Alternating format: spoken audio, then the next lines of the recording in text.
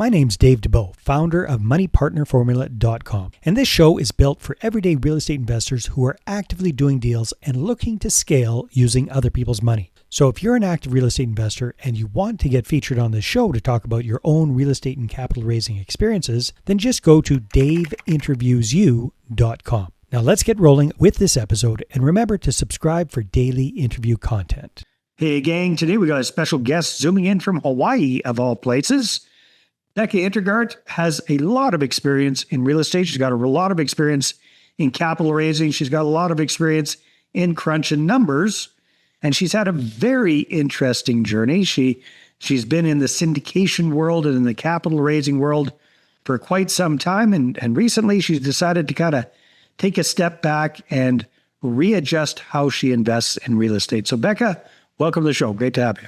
Thank you, Dave, for the great introduction. It's a pleasure to be here, and aloha to everyone. Yeah. That's great. So Becca, give us a little kind of background, not going all the way back to kindergarten, but a real estate background. When did you first kind of really jump into real estate? What did that syndication and capital raising career look like? And then let's take a look at why you've decided to do something very, very different now. Yeah, you bet. Well, it's been quite a journey. It's been about a 20-year journey. So as these things often start, you just sort of try different things and see what works. There's always some good and some bad. It's always kind of like playing poker sometimes. You win some, you lose some. So it's really embracing that journey that you do win some and you lose some. Yeah. I started out just really house hacking, which is how a lot of people start out in San Francisco in a duplex. And, I lived in one unit, rented out the other, massive undertaking of, 1900s Victorian. So we had to lift up the house and put in a garage, added square footage, added a deck, added bedrooms. It wasn't an easy first start, but sure, I spent way more money than I needed to, overpaying people for sometimes work not done. That's what we do. Yeah. That's what we do. But the advantage in starting with a huge project like that is everything's kind of easy after that. Okay. And when did you start getting into multifamily and syndication? That was probably about 2011, I would say. That was about 2011, and I've done a 12 unit in Kansas City. I've always had personal holdings also along with syndications, so I started doing LP investing in probably 2011, in addition to owning multifamily out of state on my own. Then, the syndication journey really ramped up in, as you hear from a lot of people, probably more recently, 2020 to 2024. Yeah. So from there, I've done capital raising into large syndications in Dallas, 500 plus units. Mm-hmm. I'm also an LP investor in many multifamily syndications, some good, some bad. Some are hanging on by a thread and some are doing great. Yeah. Now, recently, and I'm talking about within the last year, sounds like you've kind of reevaluated things and decided that you want to do something very different in a very different locale. So how did that come to be? Right. Well, it's part of the journey is just knowing your numbers. And so what I had observed and, really what I was guilty of early on too is just pouring money into a property and sometimes not knowing exactly where that money's going. And, it was time to pivot. I still invest in real estate. I still do. I'm still a passive investor, and I'm actively looking for deals on my own in my local market for small JV ventures. But what I think the greatest value I could bring to the real estate peers at this point is specific real estate bookkeeping. And specific real estate bookkeeping. Okay. Yeah. Tell me about that. Yeah, and this is essentially helping wholesalers, flippers, multifamily investors do their monthly bookkeeping, their books, making sure things are categorized properly, things are capitalized versus expensed properly. Okay.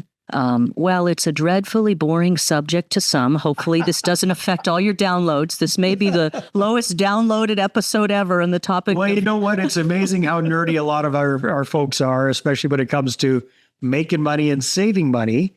And I really get it, actually, Becca, because especially a lot of the mom and pop real estate investors probably have a local mom and pop bookkeeper trying to do their books, and that bookkeeper doesn't have the faintest clue about real estate investing, and all of the different benefits and limitations and whatnot that come along with that, nor do their accountants probably, especially if they're mom and pop real estate investors. So what's the big benefit for somebody like that to work with somebody like you who's got 20 years of active and passive real estate investing experience? Well, one thing to know about real estate investing, it's a very different type of bookkeeping and a different type of accounting, because there's many things in the gray area. Are you going to capitalize this, or are you going to expense this? And it depends on the goals of the person. Are they a flipper?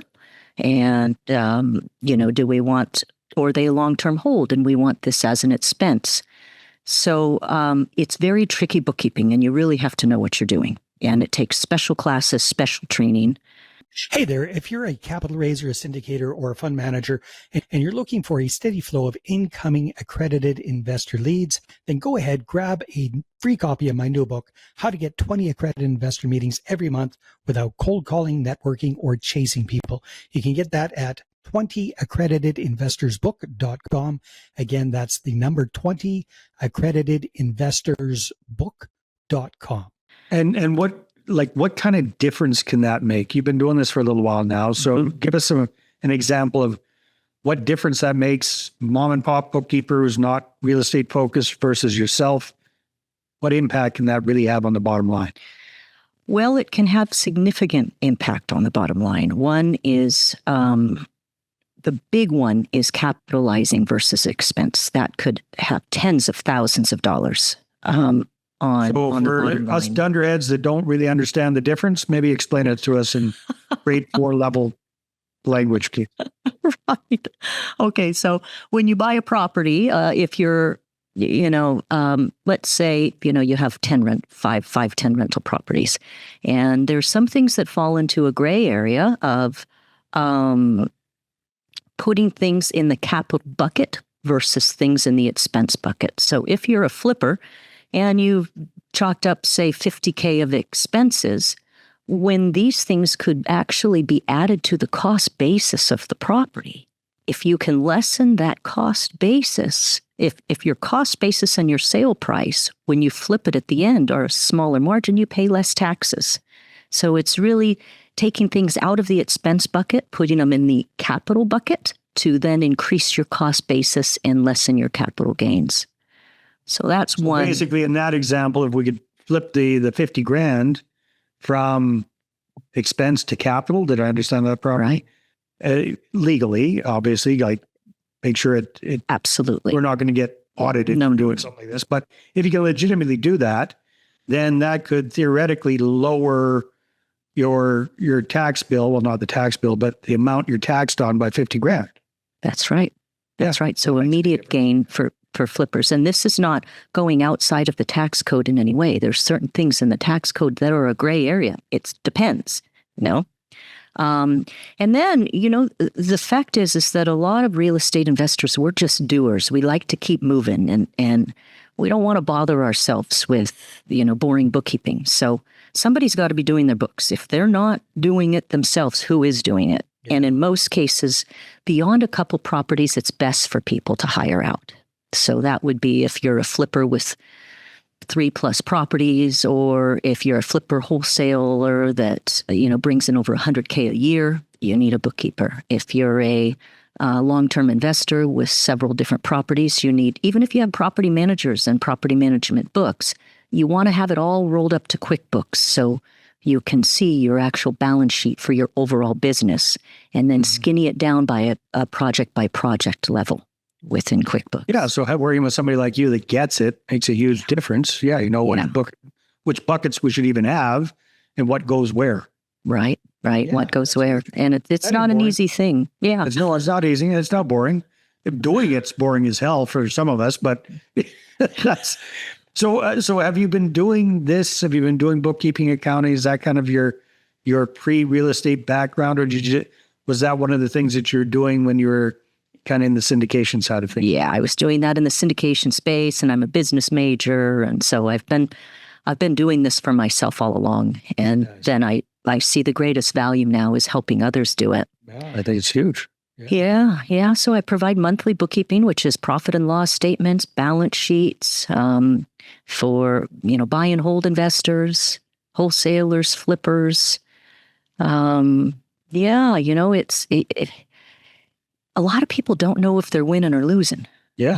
They just roll into the next project thinking, well, I have some money in the bank account and I'm able to break it down side by side comparison. Let's see, you spent this percentage more on sheetrock on your last deal than you did on this deal. Why is that?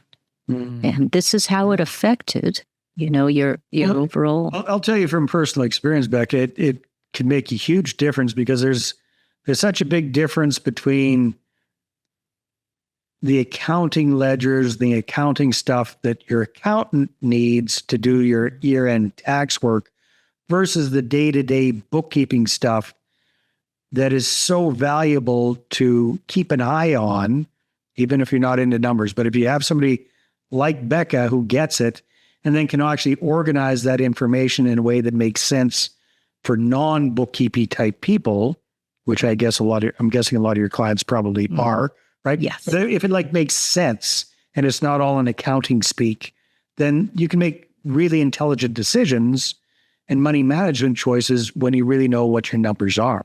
Really can. Yeah. And the lingo. And then there's a light advisory service to this too, is that, hey, I'm a real estate investor. I know this stuff. And from what I see in comparing your 4 projects side by side on your balance sheet, this is where you could improve on the next one. Yeah. Huge. Awesome, Becca. So you're based in Hawaii now. Does that impact who you work with, or it really doesn't matter whether? No, it's all remote. It's all remote, and I live and breathe this stuff, Dave. I believe in this. Passive income. We lived in Costa Rica for a year based on passive income from multifamily syndications. Nice. And now we're in Hawaii. I have half of what I had before, but we're still here. Syndication's been rough in multifamily the last couple of years, as I'm sure you continue to hear on this podcast. I really believe in real estate investing and the freedom it can provide, both location independence and lifestyle freedom. You can go live at a beach. We're 1 block away from the beach. My kids surf after school every day. So, it's very important to embrace something that's outside of your W-2 job, because these jobs are no longer, reliable. I think everybody tuning into this podcast is definitely follows that line of reasoning as well, Becca. Yeah, which is important to have your own little side hustle, your own real estate gig. And then once you're in there, like, oh, great, we like flipping real estate, but oh no, we don't want to manage the books. At a certain point, you bring in the professionals. Not only that, but what I love about what you're doing, Becca, is you're not just a bookkeeper. You're a real estate investor who serves other real estate investors with bookkeeping. You really get it from the inside out. And that it makes a huge difference. So absolutely. Thanks for offering that service. If people want to connect with you, they want to find out if they want to hire you, what's the best way for them to connect with you, Becca? They could connect with me on LinkedIn under Becca Hintergardt, but probably best to go to my website at hintbookkeeping.com, hint, H-I-N-T. And there's a connect button. There's also a 12-month graphic cash flow analyzer for folks just getting into this, that if so you don't want to hire someone out, fine, you're just beginning, at least get it all in one place with some little graphics to tell you if you're winning or losing. And that's a free little freebie on the website, Hint. Nice. So again, what's that website one more time? Hint, H-I-N-T, bookkeeping.com. And you'll see Becca Hintergardt. Yeah. Awesome. Becca, thanks for being on the show. It's been a lot of fun. Thanks, Dave. It's a pleasure. Thanks so much. Aloha. All right, Take care, and we'll talk to you soon. Hey there, I really hope you enjoyed that episode. And as always, if you want to listen to more daily interview content, make sure you subscribe. And if you're an active real estate investor and you're doing deals and you'd like to get featured on this show, then just head over to daveinterviewsyou.com.